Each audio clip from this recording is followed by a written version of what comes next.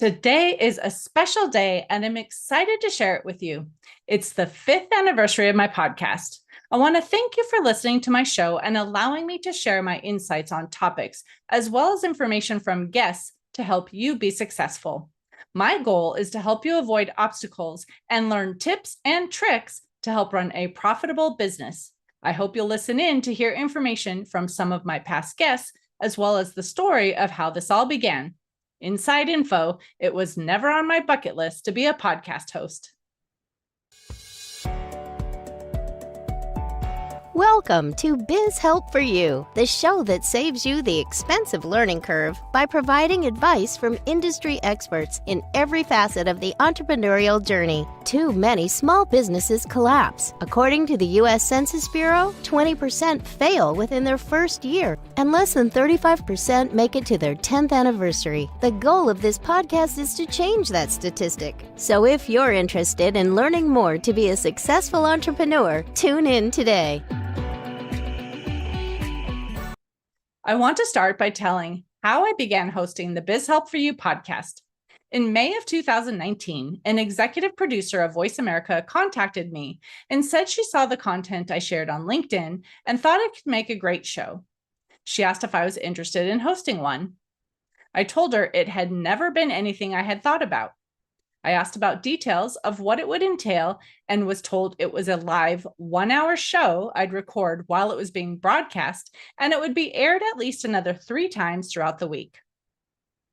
I wasn't sure if I was going to pursue the opportunity. I'm shy, and putting myself out there, especially live, was a bit nerve-wracking. But I finally asked myself, what is the worst that can happen? I could mess up and embarrass myself, but I could share tips with entrepreneurs to help them be successful. Too many businesses struggle and even fail, and I wanted to help change that statistic. So I decided to go for it. I was quite nervous. I was told that for the first 3 to 4 weeks, I should do solo episodes so I could learn how it worked. There's a show intro and then 2 commercial breaks, so there would technically be 3 segments. I wondered how I'd fill almost 60 minutes, so I wrote out what I wanted to say and ran through it multiple times, timing myself to make sure I had enough info to fill the time. We recorded through Skype, and I got used to the engineer sending me messages in chat to know how much longer until we broke for a commercial. After the first few episodes, I was told I could bring on guests. I reached out first to those I knew in business so they could share their tips with my listeners. After a while, I was getting referrals from people who had guest suggestions, and I began to feel more confident in what I was doing. But there were some glitches. I had a last-minute cancellation. When you have a live show, you can't skip an episode, so I had to come up with something to share last minute. One time, a guest had done something after we started recording, and I couldn't really understand her words any longer. We had to quickly go to a commercial and have the engineer make suggestions on what to do so we could go back on the air. Another guest had a really bad echo, again, after we had done the sound check and all was okay, so I had to recommend she grab some earbuds to remove the feedback. When these things happened, it made me more nervous, but I was able to make it through those challenges with the help of the engineer. My husband kept telling me I should do it on my own because Voice America was a radio show and so many like to watch videos on YouTube. So I finally relented and had to start completely over with no audience. I decided to post my episodes around the same time I used to go live since people were used to listening during that time. And I would share on social media when they went live. Over time, I had more and more guests reaching out to be guests on my show, and I had about a 6-month waiting from the time a guest booked until their episode would go live. So I decided to add episodes on Fridays as well. I still get booked out many months, but I'm perfectly happy with only 2 episodes a week. I still have a lot to learn as I continue to host my show, but I am proud of the fact that I overcame my hesitancy to host a show. I now really enjoy chatting with guests, and I'm living out my goal of educating entrepreneurs through the topics I share. And today marks the 5-year anniversary. And in celebration of this milestone, I want to ask for your support. If you haven't already done so, would you subscribe to my YouTube channel or my show on your favorite podcast platform? Or perhaps leave a review explaining why you love Biz Help for You so much. And finally, there is a way to financially support my show through a direct donation or joining my YouTube membership. Any and all financial donations are greatly appreciated and would assist me in continuing my mission to support business owners. More info is in the show notes. And now what I'd like to do is highlight some of the guests that have been on my podcast over the last few years. Honestly, there have been so many great ones that it was hard to narrow it down to who I'm showing today. But I wanted to revisit various topics to have some variety and information. I hope you enjoy this look back episode. The first guest I want to cover is Anastasia Lipske, who shares tips on how to find ways to be found. Whether you want to speak on a stage, be a guest on a podcast, or participate in a summit, you need to know what to do to get your name in front of hosts. Let's hear what she has to say about how to get booked. So if someone is listening to this now and they're thinking, okay, I need to get out there, I need to start speaking, or I want to be a guest on a podcast, how do they even find something that's available to be a guest on? There are a myriad of ways. How much time do we have? Not enough to cover it all, but what I will say, the place you start is with your current clients, because you want to reach your current clients. So you want to go to the places that they meet. You want to be on the podcast that they listen to. So you go to your current clients and you tell them, I want to speak to groups and organizations. I want to be a podcast guest.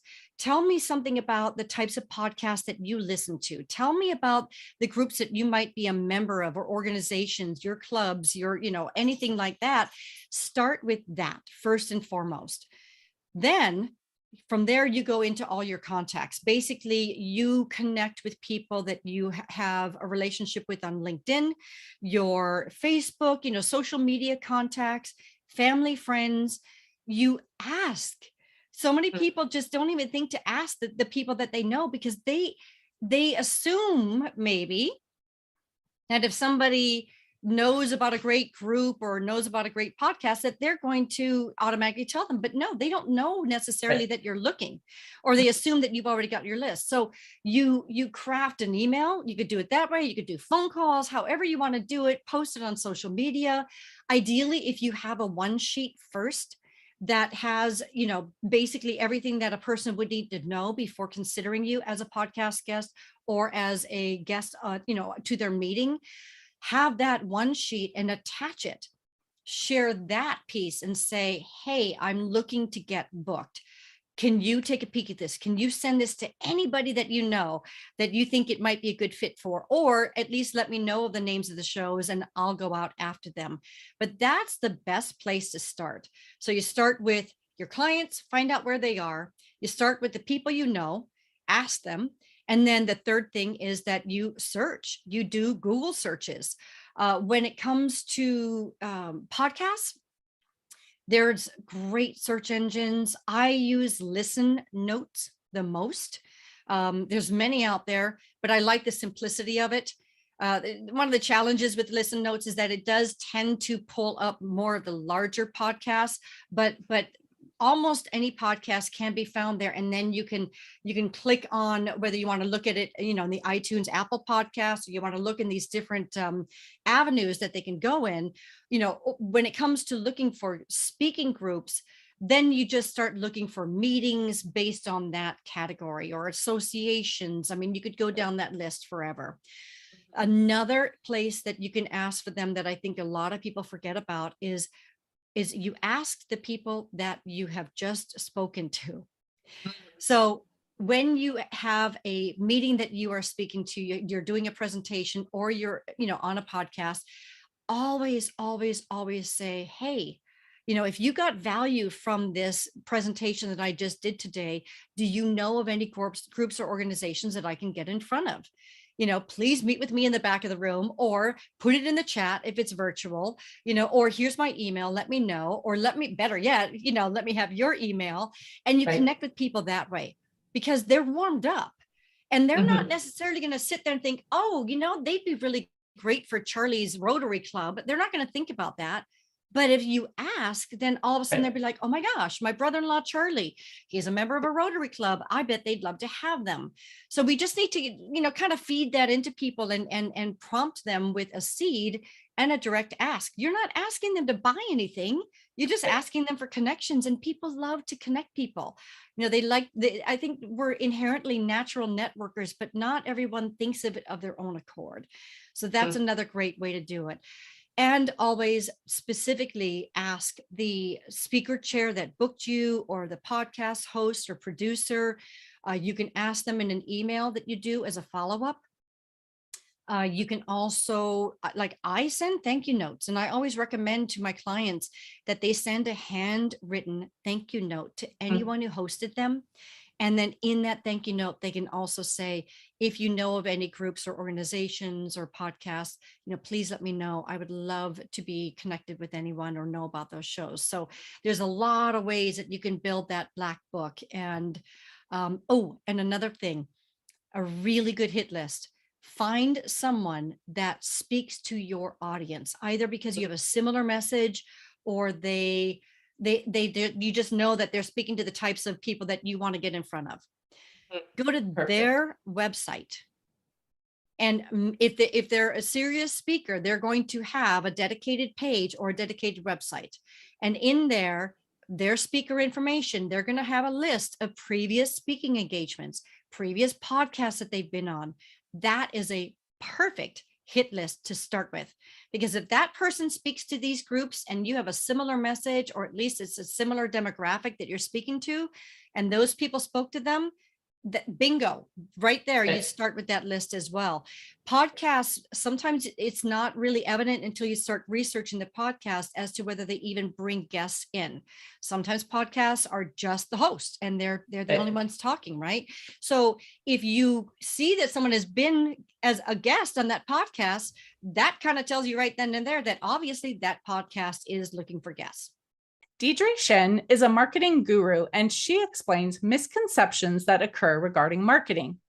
Let's listen in to hear what she has to say about the hype that is often promoted regarding social media. I think also too is really poor planning sometimes goes into that, because again, you think, like you say, I'm going to build it, they're going to come, and they think the money's just going to stream in, and they don't plan for the challenges and how expensive it is actually to start a business and things like that too. So I think from my experience in helping people, really look at their numbers and what they need to do, sometimes people have goals that are more lofty than are, realistic. So I agree with you too, in terms of the build it, they will come doesn't really work much of the time. Yeah. You have to work hard to get the word out. Yeah, you do.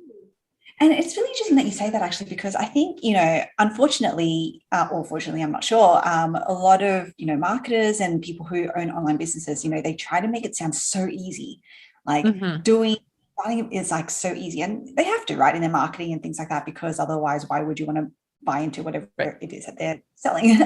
But that's the other thing too. A really common misconception is just like, no one has become an overnight success. Like, it's just not possible.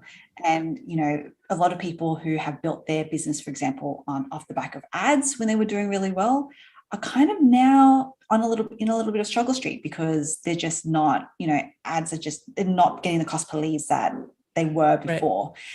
Right. So I think that's also another misconception, is kind of like, how do you see through almost the hype of, oh, it's really easy to start and grow and, of a business, see through it enough to know what could work for you and how long that might actually take to work for you, versus thinking that, yeah, okay, cool, I just buy this thing and immediately I'm successful. Right. My next guest, Melissa Forziat, has a goal to help small businesses succeed, even if they are on a limited budget. In this interview, she explains what it means to have a brand that represents your company. If you are new in business or don't feel you have an established identity, tune in to hear this important tip. What does it mean for a business to have a brand? Yeah, I think this is a question that is a sticking point for a lot of people, because it seems like such a big idea. And it's hard to know how important it is to operating your business day to day. To me, a brand is basically just the personality of your business. And it's not necessarily the personality of you. There are things that you can put forward in your business that aren't how you would show up yourself every single day. Some people hold themselves back a little bit from their businesses because they feel more comfortable doing that. In some cases, you have multiple people operating in a business. And so your business needs to look the same to the audience at large, regardless of who's representing it. So a brand is basically the personality behind the business. And there's a lot of things that go into that. It's your value system. It's the tone of voice that you use when you're talking or writing. And all of that needs to line up with how your business is going to show up when you're working with the clients as well, or when you're talking to the clients. So all of that really goes together. And to me, that is one of the important foundational pieces of a business. You know, there's knowing who your audience is or who your audiences are. And then there's knowing how you're going to talk to them and how you're going to be with them. So making that decision, a lot of times I feel like we get more concrete on that over time, but the more you can do to start thinking about how you want to show up, the better off you're going to be and the more consistently you'll come across to the people that you're reaching. Right. So if someone wants to put together, a brand, they're starting a business, or maybe they've had their business for a year or two, but haven't really thought about what their brand should be, what would you say to guide them on, this is what you should do, or these are some of the mistakes that you should avoid? Yeah, I think the number one answer I want to give to this question is that your brand has nothing to do with what you think your business is. It has everything to do with what your audience thinks it is. So whatever you're putting out there, it's how people are interpreting it. That is what you represent to the marketplace. And a lot of times, especially new business owners, don't understand that piece. So, if I'm doing a workshop or something, somebody will come up to me and they'll say, can you look at my business card or my website? What do you think? I'll say, oh, great. Why did you pick the color green? And they'll say, because I liked it. And to me, that's the wrong answer 100% of the time. You have to start with what your audience is going to like, and more importantly, just what's going to resonate with your audience. And then of those things, which one do you like the best? Then you get to ask that question. But it's important that, we have so little time to get our audience's attention. It's often only seconds that they're paying attention to us. And a couple seconds isn't long enough for them to remember us or even register that they saw that message. So it's important that you be crystal clear and cutting straight through to what's important to them in all the elements of what you're saying to them, which is why we need to think really carefully about that. It's why it's important for us to ask the question, how do I want to come across to this audience, and what do they need to see from me? So that when we put a message out there, we stand a much better chance of them actually paying attention to it. Yadi Caro has a passion to share the importance of soft skills, even in industries that represent toughness. Listen to this clip to hear the importance of emotional intelligence. We've heard also like emotional EQ and things like that too, and people are talking about IQ and emotional EQ. So is emotional EQ kind of considered part of the soft skills? Absolutely. Emotional intelligence is an essential soft skill. And the interesting thing is that it's made of other skills. Like when we're talking about emotional intelligence, we're talking about how do we handle conflict. And that in itself could be something that we could have a framework and practice and teach it. And it's just a matter of practicing. So it's how do we handle conflict? How do we handle that part of listening and communicating? So emotional intelligence is kind of an umbrella of different specific skills. And within emotional intelligence, you can have so many other things that you can develop in itself. So it's important to know that there are techniques, there's a framework for different things, and you can just apply what you consider applies to you to help you become more emotionally intelligent. How many of you feel you don't have enough time in your day to get everything accomplished? In my interview with Blaine Oelkers, he discussed how to do in 30 minutes what would normally take 60. In this clip, he discussed the 21-second habit. No, not 21 days. Listen to this clip to learn more. What is your 21-second habit? So the 21-second habit, that is actually how to create a new habit in 21 seconds, not 21 days. So if someone said told you that it takes 21 days to create a new habit, they lied to you. I'm sorry. You can create new habits in just 21 seconds. So that's another thing, that you already have the power to do it. You already know how to do it. And for a lot of people, they're like, hey, Blaine, I'm not good at creating habits. I said, well, let me ask you a question. Did you brush your teeth in the last 24 hours? Most of the time they say yes. Maybe somebody has dentures here or there, but they say yes. And then I say, well, how often do you do that? And they say, every single day. I said, well, so you're a habit master at brushing your teeth? And they go, yes. So anyway, yes, that's another kind of self-fluence, training that we have as well. Next up is Brandon Barnum, who teaches on a topic many of us find difficult: how to ask for a referral. Let's listen in as he explains the importance of mindset when it comes to requesting one. Well, I think a lot of us know that's probably a pathway we can go that will help our businesses grow, but a lot of times we're afraid to even ask for referrals. So what would you say to someone who is thinking, like, I know I probably should, but I don't know how to ask, what to say, like, what really should I be doing?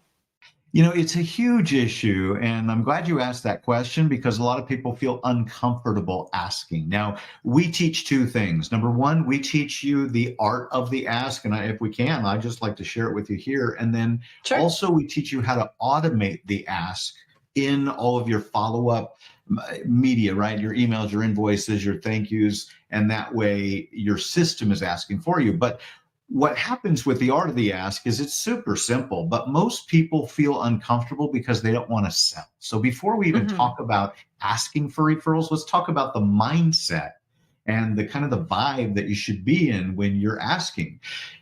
Oftentimes people feel reluctant because they don't want to sell. So instead, we teach them to serve. And that's really what referrals are all about, right? When you come into that place of serving and service, then you feel good about it and you're just giving. And so that's number one. What we do is help people have that mindset shift, that you're not asking for anything, you're actually offering to help them and help the people they care about. Okay, so that's number one.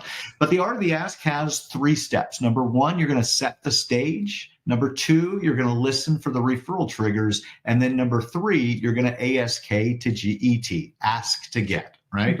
And so the first step is setting the stage. And what you want to do when you first get a new client in with your company, they've just decided to hire you.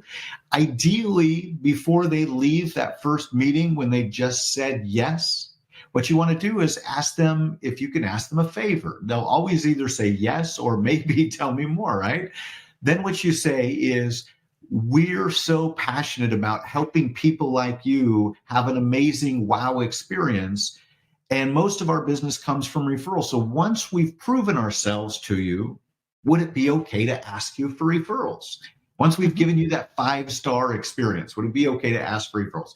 They always say yes. Sometimes you'll get referrals right then because you brought up the subject and they're like, well, Candy, now that you mention it, my next door neighbor, my sister, my uncle, my coworker, my employer is needing somebody just like you right now. So you'll get referrals right on the spot. So that's the first step.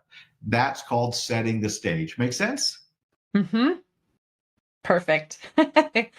And the beauty of that is you can feel totally comfortable, because what are you really saying there, Candy? You're really saying, hey, we're going to wow you with our service. And so you're doubling down on your commitment to serve them. Now you've got to live up to it. And your job is, as we get into step 2, which is listening for the referral triggers, we have 2 ears. So step 2 is listen, right? And you're listening for an appreciation, a thank you, a wow. You really want to manufacture a wow experience. And that's ultimately what you want to create, is that you so impress your clients with the service that you deliver, your communication, your style, your caring, compassion, your listening. And through that process, they feel heard, respected, and served. And when they do, then they're going to share that with you. They're going to say, oh, thank you so much. This has been so great.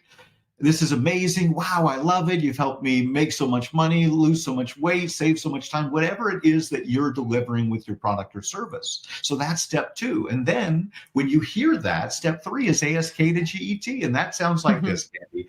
I am so glad to hear you say that. If you remember when we first started working together, I told you I was committed to giving you 5-star service. So now that you've had the experience, we just want to help more people. So is there anyone that you know that we could help in a situation like that? So that's the art of the ask. When you do it, you feel comfortable because you're really just serving them and giving. You're not asking for anything, you're offering to help.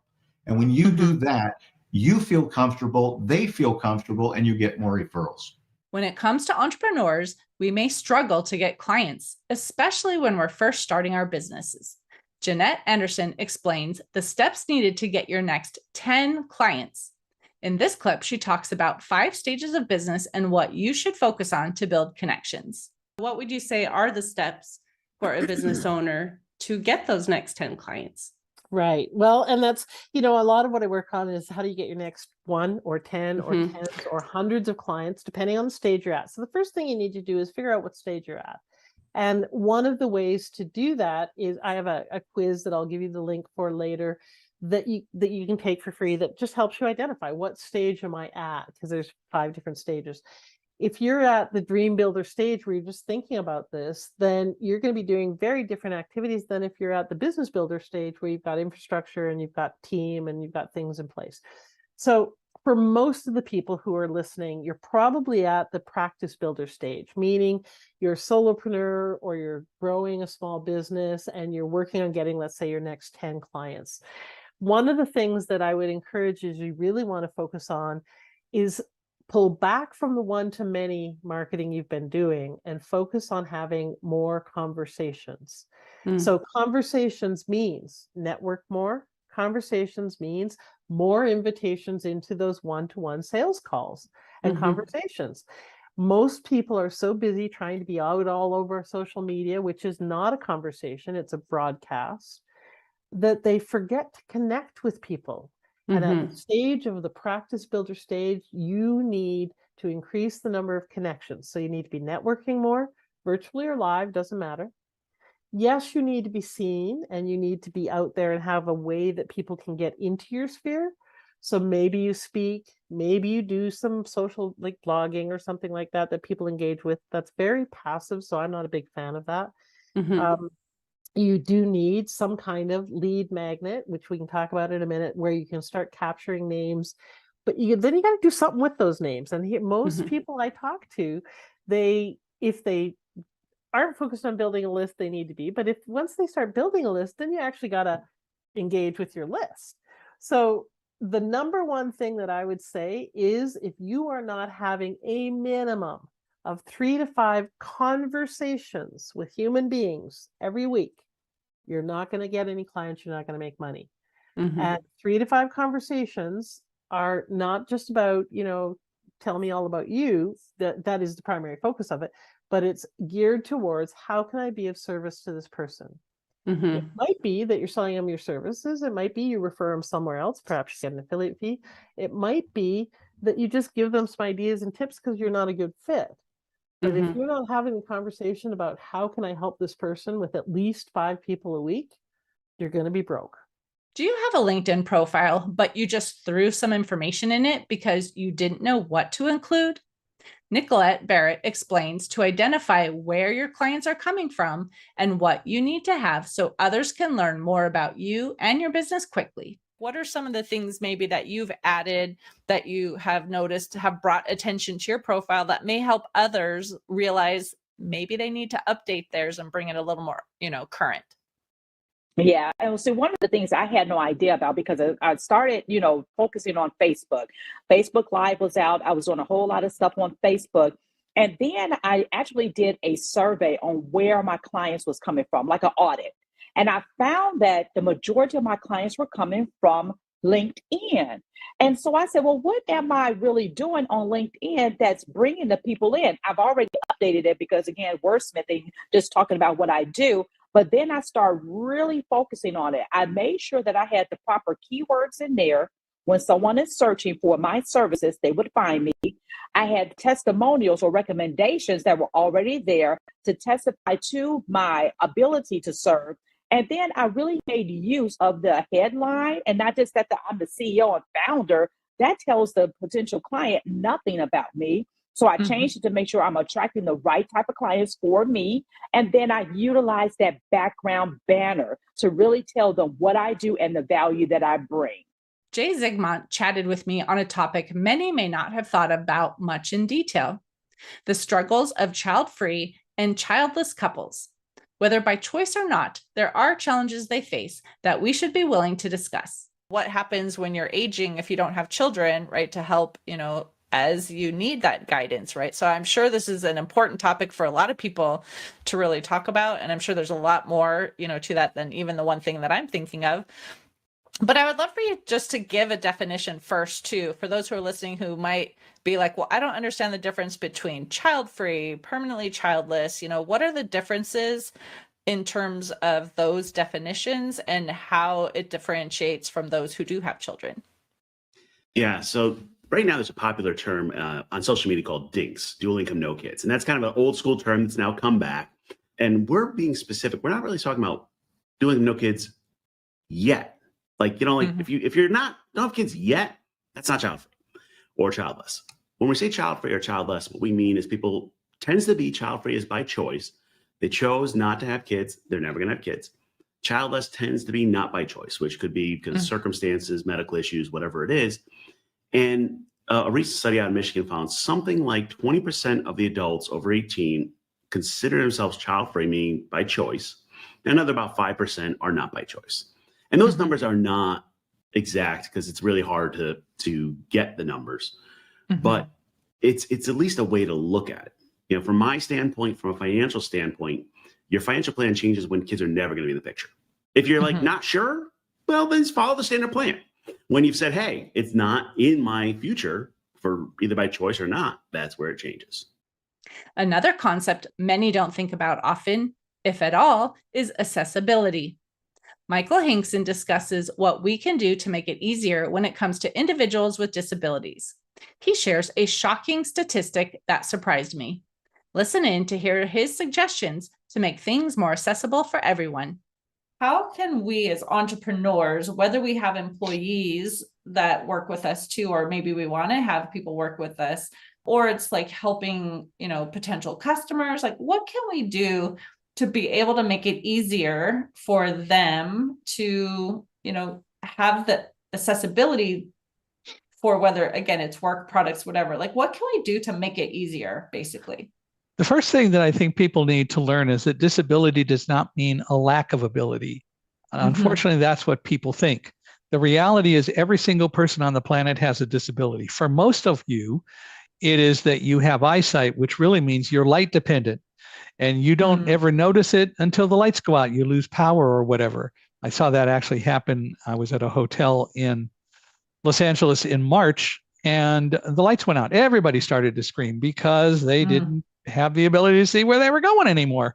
Right. And of course, didn't bother me. The reality is that Edison and those who invented the electric light bulb created a technology that really covers up your disability, but it's still there. And it just doesn't really ever get talked about.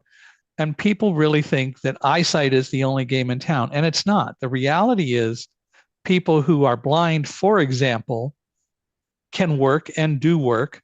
The unemployment rate among employable blind people is between 65 and 70%, not because we can't work, but because other people think we can't work.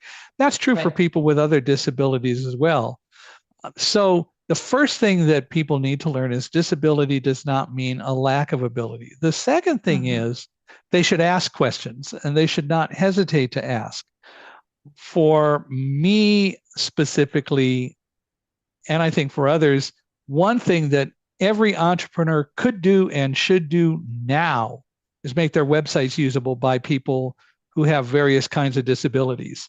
So I mentioned Accessibility, and Accessibility actually works for a variety of different kinds of disabilities. So for example, if you're a person with epilepsy, you go to many websites that have a lot of elements on them that blink.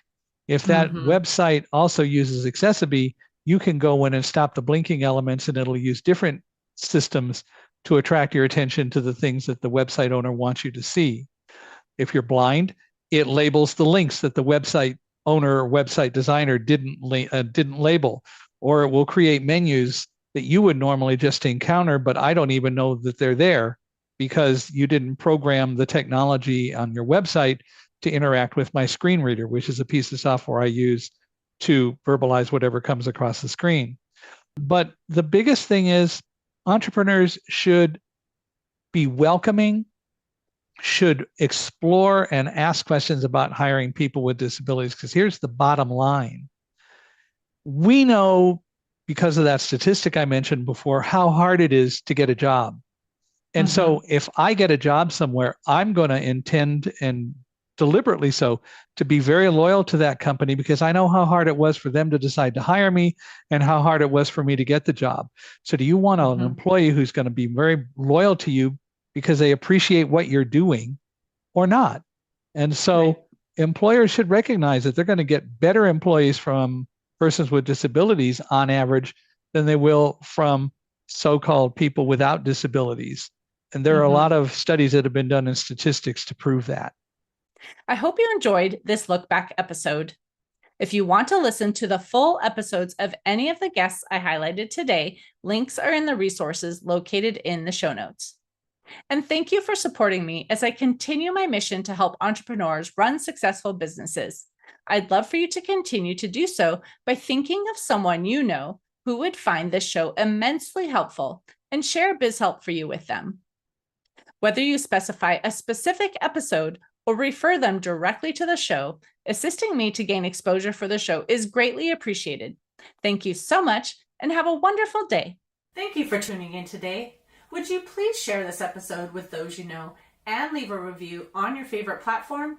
And if you find our show informative, would you consider being a financial sponsor to help me continue my mission to educate business owners? A link is located in the episode description, and no amount is too small. I'd really appreciate your support. If you are interested in connecting with our guest and receiving the offer they had to share, a link to our resource page is in the show notes. Finally, if you have any bookkeeping or payroll needs, reach out to us at 310-534-5577 or contact@abandp.com. My team and I are eager to assist you. Until next time, have a great day. Thank you for listening to Biz Help for You. Please join your host, Candy Messer, again next time. Have a terrific day.